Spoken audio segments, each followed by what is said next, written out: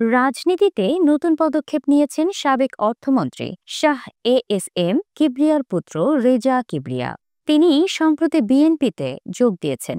আর আশেপাশের সূত্র বলছে হবিগঞ্জ ১ আসনে ধানের শেষ প্রতীক নির্বাচন করার পরিকল্পনা রয়েছে তার। রেজা কিবরিয়া বলেন, ইতোমধ্যে আমি বিএনপিতে যোগদান করেছি, প্রাথমিক সদস্য ফরমও পূরণ করেছি।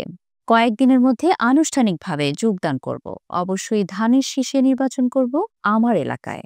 ২০১৮ সালের নির্বাচনে জাতীয় ঐক্যফ্রন্টের ব্যানারে ধানের শীষ প্রতীক নিয়ে হবিগঞ্জ ১ থেকে নির্বাচন করেছিলেন তিনি। তবে সেই নির্বাচনে পরাজিত হন। এরপর তিনি যোগ দেন সাবেক ডাকসু ভিপি নূরের নেতৃত্বে গণ অধিকার পরিষদে, যেখানে ছিলেন আহ্বায়ক। কিন্তু নূরের সঙ্গে বিরোধ তৈরি হওয়ায় তিনি কিছুটা নিজেকে গুটিয়ে নেন রাজনীতি থেকে। পরবর্তীতে গণ অধিকার পরিষদ ২ গ্রুপে ভাগ হয়, এক অংশ নূরের নেতৃত্বে, অন্য অংশ রেজা কিবরিয়ার নেতৃত্বে। বর্তমানে তিনি রাজনীতিতেই সক্রিয় নন এবং পদও ছাড়েন। এদিকে বিএনপি জুলাই আন্দোলনের শহীদ পরিবার ও আলোচিত মুখদের আসন ছেড়ে দেওয়ার বিষয়টি বিবেচনা করছে।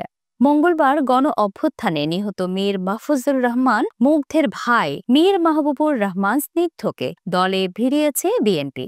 তাকে ঢাকা ১৮ আসন থেকে মনোনয়ন দেওয়ার কথা ভাবা হচ্ছে। সংবাদ সূত্র বলছে, সাবেক অর্থমন্ত্রী রেজা কিবরিয়া ছাড়াও আরও কয়েকজন পরিচিত মুখ বিএনপিতে যোগ দিতে পারেন। রাজনৈতিক মহলে এই যোগদান নিয়ে ইতোমধ্যেই আলোচনা শুরু হয়েছে।